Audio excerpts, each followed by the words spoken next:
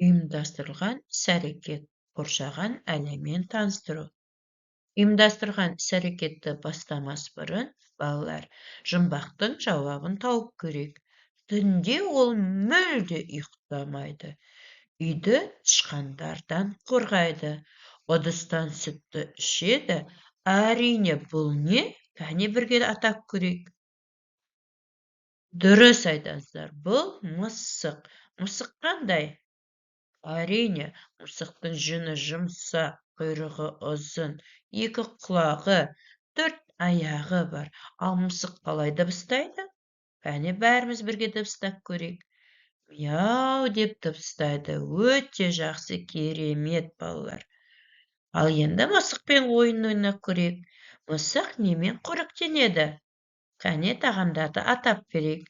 Кәмпиттер, ет, сүт, арнайы тағамдар, балықтар. Мысық не жейді?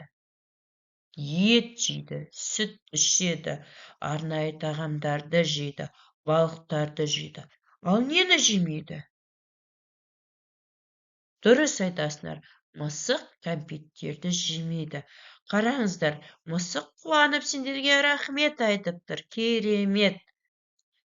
Ал мысықпен бірге сергіту сәтін жасай алайық. Мысығайым мяу деді. Алдына ет қойдым, жылдам оны жеп қойды. Алдына мен доп қойдым, зырғы қолмен жүгірді. Бірге қайталайық. Мысығайым мяу деді. Алдына мен ет қойдым, жылдам оны жеп қойды. Алдына мен доп қойдым, зырғы қолмен жүгірді. Керемет! Ал енді ойын ойнайық. Мысық қайда тіршілік етеді? Біздің алдымызда орман және үй тұр. Қалай ойлайсыңдар, мысық қайда тұрады? Әрине, мысық үйде тұрады. Себебі мысық үй жануары. Ол үйді тышқандардан қорғайды. Жарайсыңдар, балалар. Ал енді себеттегі жіптердің қайсысымен ойнайды мысық тауып көрейік. Себетте қандай түсті жіптер берілген?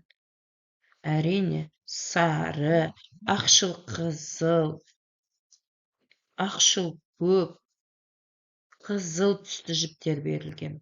Қалай ойлайсыңдар, қандай түсті жіппен ойнады?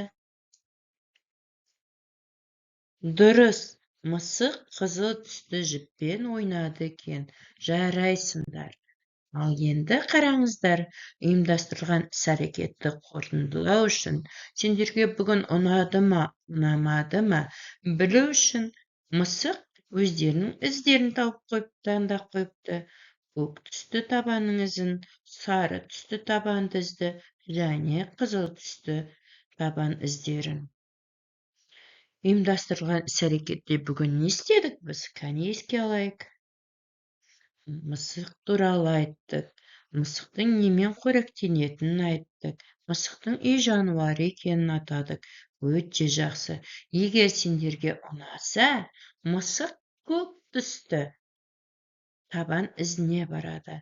Егер орташа ұнаса, сары түсті ізге барады.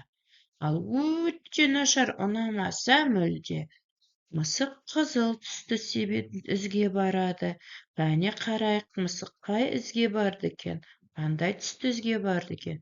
Өте жақсы, балалар, қараңдаршы. Мысық көк түсті із табанына барыпты. Әрине, мысыққа сендердің жауаптарың, тапсырма орындағандарың ұнады. Рахмет, керемет.